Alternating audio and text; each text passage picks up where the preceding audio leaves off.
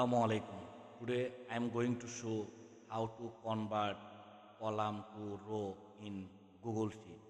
This is my column A. Now I will convert in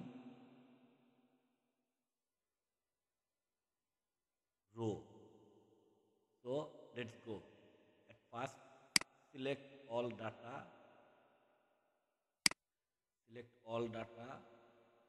copy.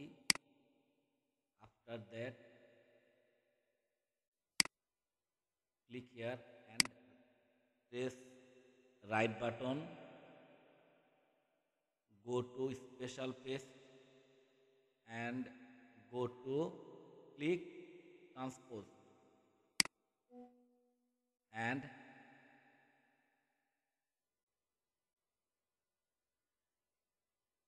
it is convert column to row.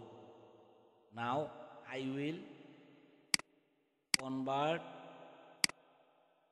in column data.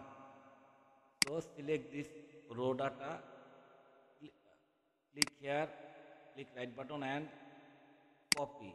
Now paste here, click here and go to special paste and click transpose.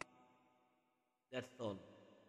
It's a very easy method, but sometimes we don't know. So thanks for watching my video. Thank you so much.